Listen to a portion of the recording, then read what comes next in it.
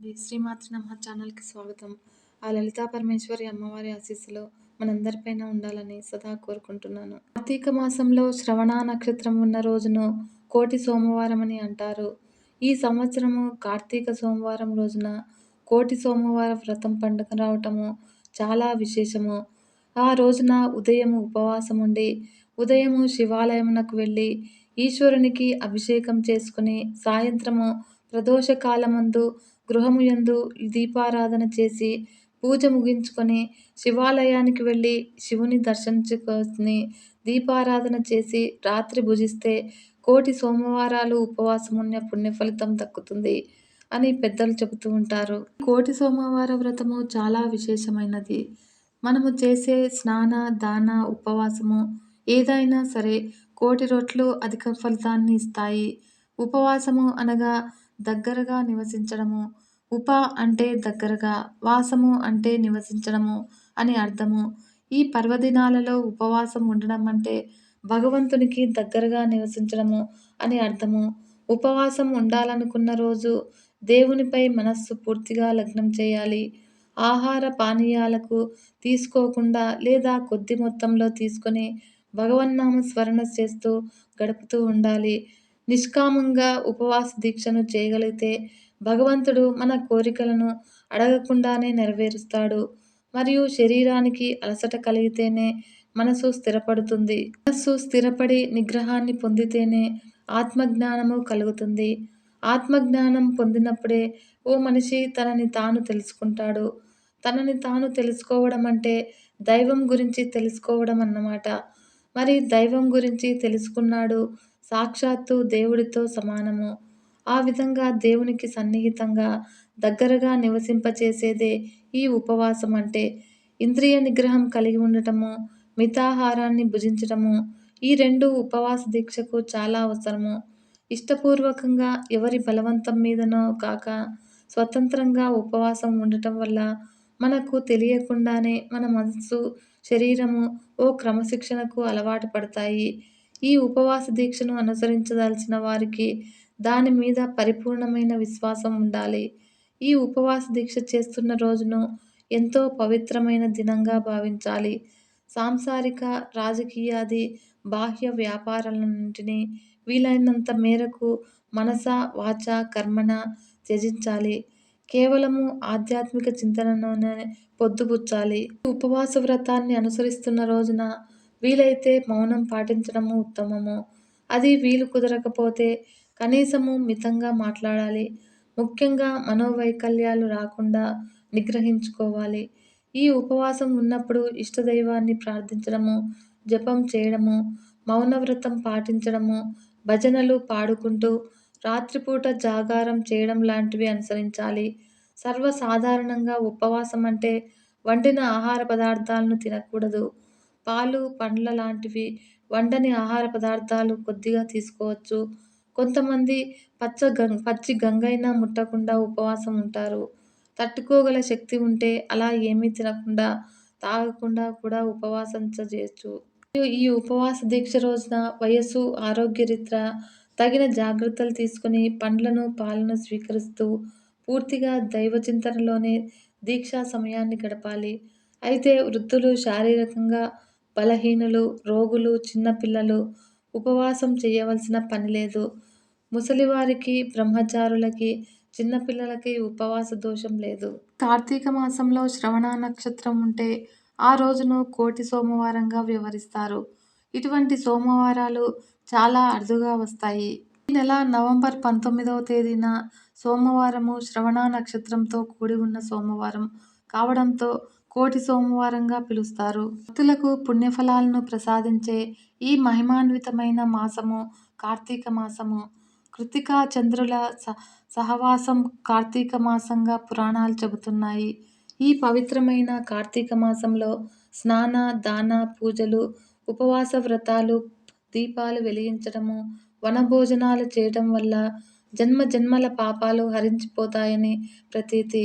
అందుకే స్కాంద పురాణంలో ఈ కార్తీక మాసానికి ఎంతో విశిష్టత ఉందని తెలియజేస్తుంది.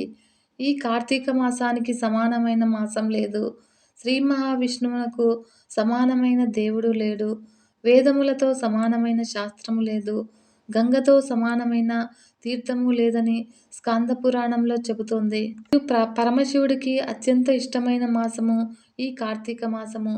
అభిషేక ప్రియుడైన ఆ శివయ్యకు భక్తులు వివిధ రకాలుగా అభిషేకాలు చేసి ఆ స్వామివారి అనుగ్రహాన్ని పొందుతారు. దీపావళి అనంతరం వచ్చే ఈ కార్తీక మాసంలో దీపారాధనకి కూడా ఎంతో విశిష్టత ఉంది. ఇకపోతే నేడు కార్తీక మాసము మొదటి సోమవారం అయితే ఈ కార్తీక మొదటి సోమవారానికి ఎంతో ప్రాధాన్యత ఉంది. శ్రవణ నక్షత్రం ఉంటే ఆ రోజును కోటి సోమవారంగా వ్యవహరిస్తారు. ఇటువంటి సోమవారాలు చాలా అరుదుగా వస్తాయి. అయితే ఈ నెల నవంబర్ 19వ తేదీన సోమవారము శ్రవణ నక్షత్రంతో కూడి ఉన్న సోమవారం కావటంతో కోటి సోమవారంగా పిలుస్తారు. కోటి సోమవారం రోజున ఉపవాసం ఉంటే కోటి సోమవారాల ఉపవాసం ఉన్న పుణ్యఫలం దక్కుతుంది అంటారు. రోజున శివాలయం సందర్శనము, అభిషేకము, ఉపవాసము లేదా నక్తం లేదా ఏకభుక్తం ఎవరి శక్తి అనుసారము వారు చేస్తే చాలా మంచిది. అదేవిధంగా ఈరోజు దీపారాధన, ఆకాశ దీప దర్శనము, దానాలు, ధర్మాలు చేస్తే ఆ ఫలితము రెట్టింపు అవుతుందని మన శాస్త్ర ప్రవచనము. ఈ కోటి సోమవారం అయిన రోజున ఉదయం శివాలయానికి వెళ్ళి శివునికి అభిషేకం చేసి ఉపవాసం ఉండాలి. సాయంత్రము ప్రదోష కాలమందు భక్తులు ఇంట్లో దీపారాధన చేసి పూజ ముగించుకొని శివాలయానికి వెళ్ళి మరోసారి ఈశ్వరుడిని దర్శించుకోవాలి. ఆలయంలో దీపారాధన చేయాలి. అనంతరము ఇంటికి వచ్చి భోజనం చేస్తే కోటి సోమవారాలు ఉపవాసం ఉన్న పుణ్యఫలితము లభిస్తుందని శాస్త్రాలు చెప్తున్నాయి. ఈ కోటి సోమవారం రోజున ఉపవాసం ఉండి నియమనిష్టలతో కోటి సోమవార దీక్షను పూర్తి చేస్తే ఆ స్వామివారి అనుగ్రహం పొందుతారని ప్రతీతి. అయితే ఉపవాస దీక్ష చేపట్టిన భక్తులు ఓం నమః శివాయ అనే పంచాక్షరితో భక్తి ప్రపత్తులతో శివుడికి దగ్గరగా ఉపవాసం చేయాలి. మొత్తానికి కోటి సోమవారం సందర్భంగా దేశవ్యాప్తంగా అన్ని శివాలయాలు శివనామ స్మరణతో మార్మోగుతుంటాయి. ఓం నమః శివాయ అంటూ భక్తులు ఆ శ్రీహరిని కూడా కొలుస్తూ ఉంటారు. అయితే ఈ కార్తీక మాసంలో శివునికి ఏ అభిషేకం చేస్తే ఏం ఫలితం వస్తుందనేది ఇప్పుడు తెలుసుకుందాము. లోకరీతి ప్రకారము సోమవారము శివునికి అత్యంత ప్రీతికరమైనదిగా భావించబడుతున్నది. శంకరుడు అగ్నిని తన స్వరూపంగా కలిగిన లక్షణయుతుడు. వేడిమిని చల్లబరచగలిగేది సోముడు అంటే చంద్రుడు. జ్యోతిష శాస్త్ర రీత్యా కృతికాగ్ని దేవత అని శృతి స్వరూపంగా బిల్వవృక్షం భావించబడుతుంది. మొత్తము చతుర్దశ భువనాల్లోనూ పుణ్యక్షేత్రాలకు బిల్వవృక్షం సూచిక అని అంటారు. దీని మూలము గంధ పుష్పార్చితము చేసే వారికి వంశాభివృద్ధి జరుగుతుంది. ఈ వృక్షం చుట్టూ దీపారాధన, శివజ్ఞానదాయిని. ఇంత విశేష మహిమ గల ఈ మారేడు చెట్టు నీడన ఒక్కొక్కరికి కనీసము ఒక్కరికి అన్నం పెట్టినా కూడా కోటి మందికి అన్నదానం చేసిన ఫలితం దక్కుతుంది. దీని క్రింద ఒక శివభక్తునికి క్షీరాన్నము, ఘృత సంహితం కూడా సమర్పిస్తే అట్టి వాడికి జన్మాంతరాలయమనందు కూడా అన్నదాన దారిద్ర్యం కూడా ఉండదు. కనుక ప్రతి ఒక్కరూ బిల్వ వృక్షాలను నాటాలి. ఈ బిల్వదళంలో తేనె వేసి శ్రీ సూక్త హోమం చేస్తే దారిద్ర్యం కూడా నశిస్తుంది. సోమవారము శివప్రీతికరము. లోకరీతి ప్రకారము సోమవారము శివునికి అత్యంత ప్రీతికరమైనదిగా భావించబడుతుంది. శంకరుడు అగ్నిని తన స్వరూపంగా కలిగిన లక్షణయుతుడు. వేడిమిని చల్లబరచగలిగేది సోముడు మాత్రమే. జ్యోతిష శాస్త్ర రీత్యా కృతికాగ్ని దేవత అని శృతి. అని అగ్ని నక్షత్రము కృతిక. కృతికా నక్షత్రము చంద్రకళలన్నీ ఉండే పూర్ణిమ నాడు ఉండటం ఏ మాసంలో సంభవిస్తుందే అదే కార్తీకము. కనుక కార్తీక మాసము శివునికి ప్రీతికరమైనది అని అంతరార్థము. సంహితంగా ఉండే రోజు కనుక సోమవారము శివప్రీతికరము. భస్మధారణ ఫలము. భస్మము ద్వివిధాలుగా ఉంటుంది. స్వల్ప భస్మము, మహాభస్మము. వీటి వల్లనే శ్రౌత, స్మార్త, లౌకికాలనే 3 విభూతులను ఉన్నతమయ్యాయి. విభూతిని శివనామ స్మరణతోనూ మంత్రపూర్వకంగాను ధరించవచ్చును. పుండ్రాలుగా ధరించబడే ఈ విభూతిలో ముఖ్య ద్రవ్యము కాల్చబడిన గోమయము, వితంతు స్త్రీలు పంచాక్షరి జపంతో భస్మధారణ చేయాలి. సత్యశాంభవ దీక్షాయుతులు మాత్రము ఈశాన మంత్రయుక్తంగా ఎల్లవేళలా భస్మధారణతో ఉండాలి. భస్మధారణ లేకుండా చేసే ఏ పూజలైనా నిష్ఫలాలనై చెప్తూ ఉంటారు. 32 స్థానాలు భస్మధారణానుకూలంగా సాధారణంగా 16 చోట్ల భస్మం ధరించేవారున్నారు.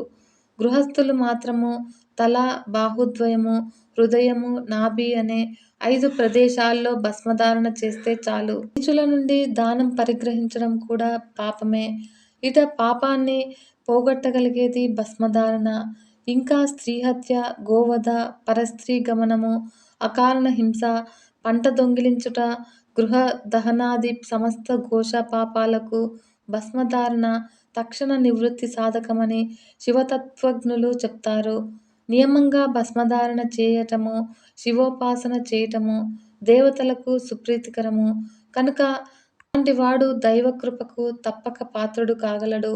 శివునికి 26 రకాల ద్రవ్యాలతో అభిషేకము, అవి ఇచ్చే ఫలితాలు. మన ఛానల్ని ఫస్ట్ టైం చూస్తున్నట్లయితే ఈ వీడియో కనుక మీకు నచ్చినట్లయితే లైక్ చేయడం మాత్రం మర్చిపోకండి ఫ్రెండ్స్.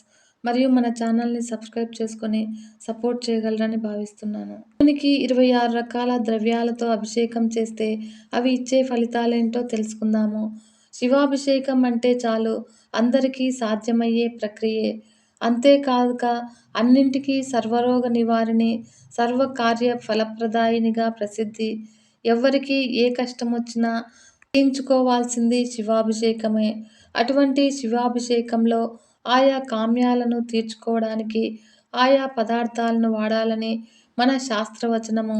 ఏ పదార్థం వాడితే ఏ ఫలితం లభిస్తుందో తెలుసుకుందాము. శుభ్రమైన నీటి ద్వారా అభిషేకం చేస్తే శివానుగ్రహము, ఆవు పాలు సర్వ సౌఖ్యము, ఆవు పెరుగు ఆరోగ్యము, బలము, యశస్సు, ఆవు నెయ్యి ఐశ్వర్య వృద్ధి, తేనెతో చేస్తే తేజో వృద్ధి కలుగుతుంది, చెరుకు రసంతో ధనవృద్ధి జరుగుతుంది, మెత్తని పంచదార దుఃఖాన్ని నాశనం చేస్తుంది, ద్రాక్ష పండ్ల రసము కార్యజపము, జ్ఞాన ప్రాప్తి, మామిడి పండ్ల రసంతో చేస్తే దీర్ఘవ్యాధి నాశనం జరుగుతుంది, నేరేడు పండ్ల రసంతో వైరాగ్యము కలుగుతుంది, ఖర్జూర రసంతో సకల కార్యజయము జరుగుతుంది, కొబ్బరి నీళ్లతో అభిషేకిస్తే సర్వ సంపద వృద్ధి జరుగుతుంది, భస్మజలంతో చేస్తే పాపహరము, బిల్వదళాలతో చేస్తే భోగభాగ్యాలు కలుగుతాయి, దూర్వోదకము నష్టద్రవ్య ప్రాప్తి, రుద్రాక్షోదకముతో చేస్తే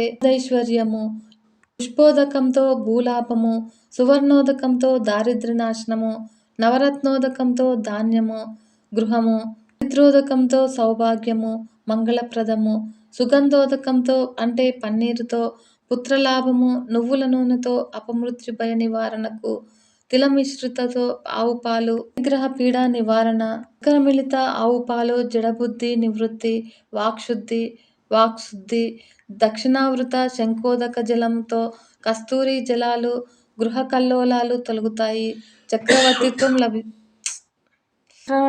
లభిస్తుంది. అంతేకాకుండా ఈ కోటి సోమవార వ్రతం రోజున ఈ ఒక్క ఆకుపై దీపాన్ని వెలిగించినట్లయితే మనకు కోటి పుణ్యఫలాలను మనం దక్కించుకోవచ్చును. అది ఏంటంటే పరమేశ్వరునికి బిల్వదళాలు అంటే చాలా ప్రీతి. అందుకే బిల్వదళాల మీద దీపాన్ని వెలిగించినట్లయితే కూడా సకల రోగ నివారణ జరిగి కోటి జన్మల పుణ్యఫలం దక్కుతుందని మన శాస్త్రవచనము. కనుక ఈ రోజున బిల్వదళాల మీద నువ్వుల నూనెతో కానీ ఆవు నెయ్యితో కానీ దీపాలను వెలిగించడం వలన కోటి జన్మల పుణ్యఫలాలను దక్కుతుంది. ఓం నమః శివాయ. నమస్తే.